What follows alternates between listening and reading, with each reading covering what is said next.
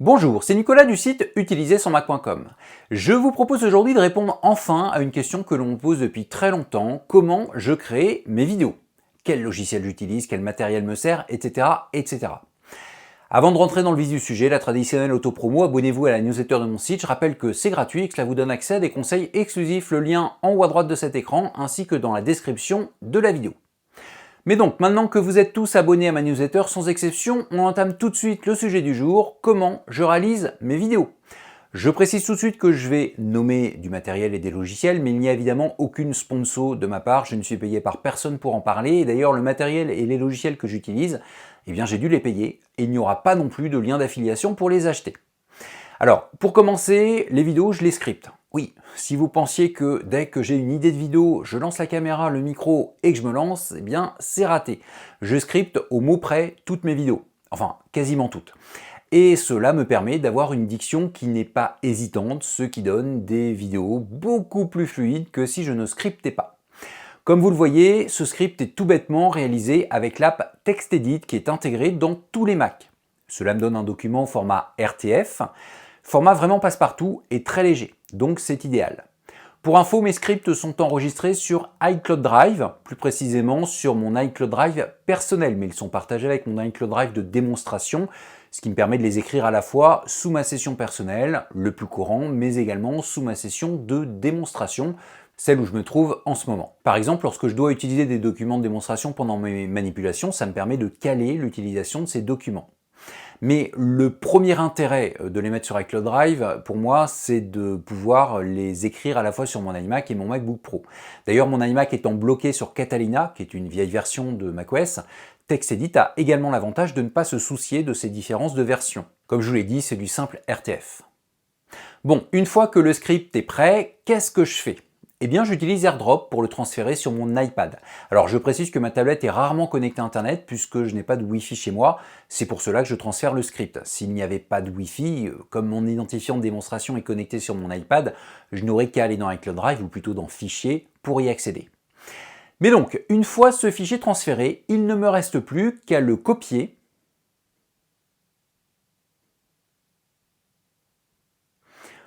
pour pouvoir le coller dans mon prompteur. J'utilise effectivement une telle application, à savoir Téléprompt plus 3. Et c'est prêt. Sur mon iPhone, j'ai également cette même application qui me sert sur le téléphone de télécommande. Je vous ai dit que je n'ai pas de Wi-Fi chez moi, ça tombe bien puisqu'il n'y en a pas besoin pour qu'ils communiquent entre eux. Du moins avec la version que j'utilise en ce moment. Il faut juste que les récepteurs Wi-Fi et Bluetooth des deux appareils soient activés. Mais donc, voici l'iPad.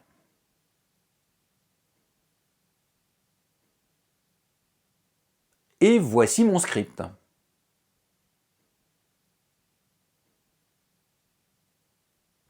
Ensuite, il suffit de choisir la vitesse de défilement. Et lorsque c'est nécessaire, de revenir un petit peu en arrière.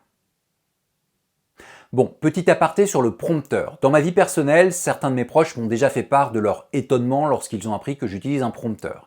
Effectivement, scripter une vidéo, ça peut être long. Et d'ailleurs, pour être tout à fait honnête avec vous, c'est ce qui me prend le plus de temps. Je ne suis pas super efficace lorsqu'il s'agit d'écrire.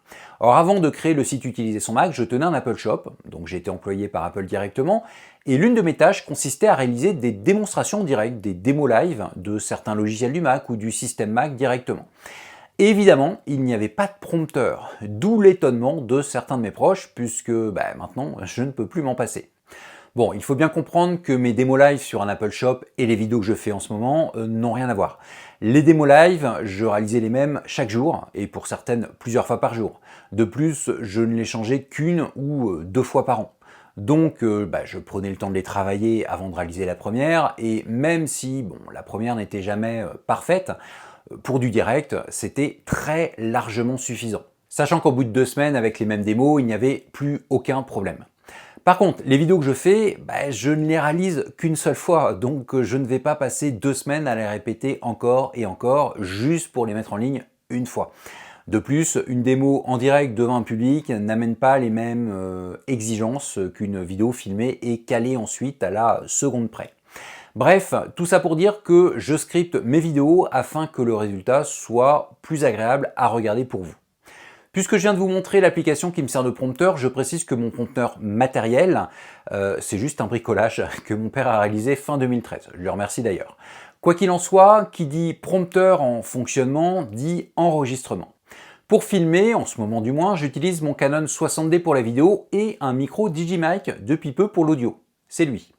Alors, je passe très vite sur l'éclairage car il n'est pas au top, ce sont 3 softbox de base anhalogène derrière moi. Bon, clairement, mon éclairage devrait être revu, mais comme ça prend du temps et que mon temps n'est pas extensible, je repousse toujours ce moment. Le principal pour moi, c'est que le contenu des vidéos soit correct.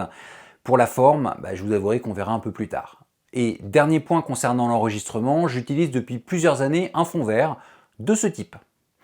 Mais donc, une fois que tout est filmé, j'importe l'ensemble sur mon Mac. Alors déjà, je copie tous ces rushs sur un disque dur externe, histoire qu'il y ait une sauvegarde. Puis ensuite, je débranche ce disque dur et je les importe à nouveau, mais cette fois-ci dans Final Cut Pro 10, mon logiciel de montage. Alors je précise que mes bibliothèques Final Cut Pro sont exclues de mes sauvegardes Time Machine pour des raisons de taille et qu'elles se situent sur un SSD externe. Dans mes vidéos, j'utilise des cadres, la barre que vous voyez en bas ainsi que celle sur le côté qui apparaît en même temps que mes présentations. Par habitude, j'utilise depuis le début de mon site l'app Keynote pour créer ces cadres. Une fois exporté, je me sers de Pixelmator pour supprimer le fond.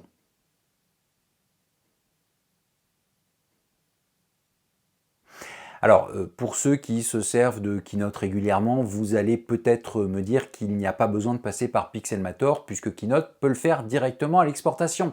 Oui, c'est vrai.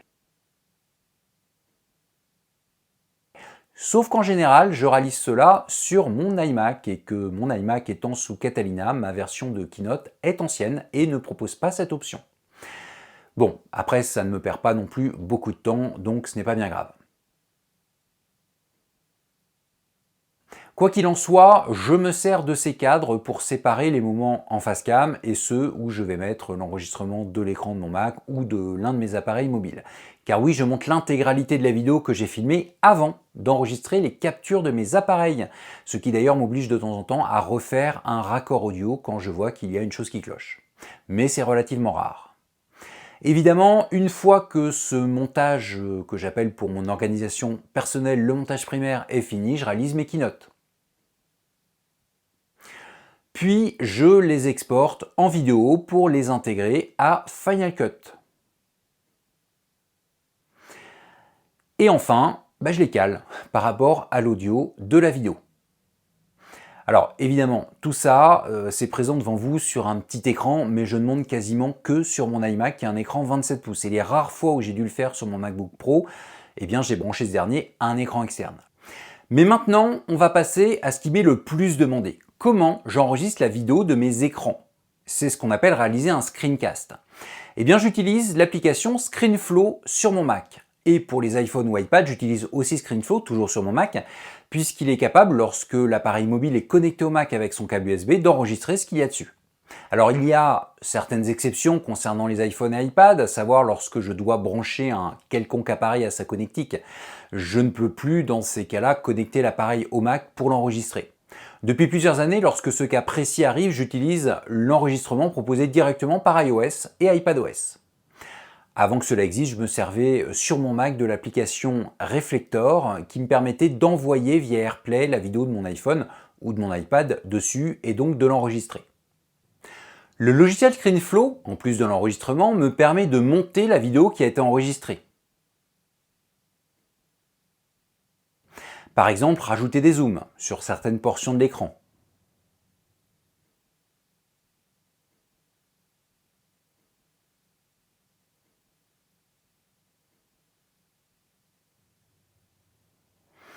Ou mettre des flèches.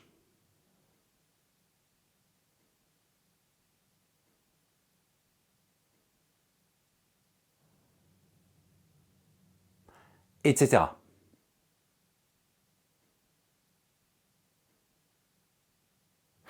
Mais je vais revenir sur l'enregistrement de l'écran de mon Mac, parce que je vous avouerai qu'il m'a posé beaucoup de problèmes au début. La plupart d'entre vous ne se sont certainement jamais posé la question, mais quand vous regardez mes vidéos, elles sont en 16/9, comme toutes les vidéos actuelles sur YouTube. Donc un rapport de 16/9. Sauf que les Mac portables n'ont pas d'écran en 16/9. Le seul qui en a eu un, c'était le MacBook Air 11 pouces, que j'avais envisagé d'acheter d'ailleurs avant de lancer mon site, mais je me suis finalement rabattu sur le 13 pouces, qui était en 16/10. Depuis ce MacBook Air 13 pouces, j'ai eu un MacBook 13 pouces de fin 2016, également en 16/10, et je possède maintenant un MacBook Pro M1 Pro de 2021 qui est quasiment en 16/10 aussi. Je dis quasiment car avec l'encoche de l'écran, il y a un petit décalage, mais en tout cas, il n'est pas du tout en 16/9. Ce qui fait que de base, au lieu de voir ça sur votre écran lorsque je réalise mes démonstrations, eh bien, vous devriez voir ça avec de belles bandes noires sur les côtés. Alors, il faut avouer que ce n'est pas très qualitatif. Donc, comment je fais pour forcer mon écran en 16/9? En fait, je ne le force plus vraiment puisqu'il me suffit depuis peu d'aller dans les réglages système du moniteur, c'est ici, d'afficher toutes les résolutions et enfin de pouvoir choisir une résolution en 16/9, en l'occurrence du 1920 sur 1080, en gros du 1080p, du Full HD, ce qui correspond à l'exportation de ma vidéo finale. Donc ça donne ça quand je suis en 1080p. Par contre, lorsque j'ai commencé il y a 10 ans avec mon MacBook Air 13 pouces, ce n'était pas possible. Donc il a fallu que je trouve un utilitaire pour le faire, et c'était SwitchRes 10 qui m'a permis de forcer la résolution de mon MacBook Air, qui n'était pas Retina à l'époque, afin de le mettre en 16/9. Bon bref, maintenant c'est facile s'intégrer, mais cela ne l'a pas toujours été. Mais donc, une fois que mon screencast est réalisé et monté, je l'exporte.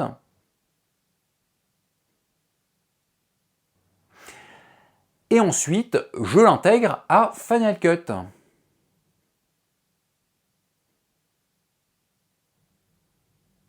Et enfin, je le mets dans mon montage et éventuellement je modifie 2 ou 3 petites choses. On se rapproche de la fin puisqu'une fois que j'ai validé mon montage, eh bien j'exporte ce dernier.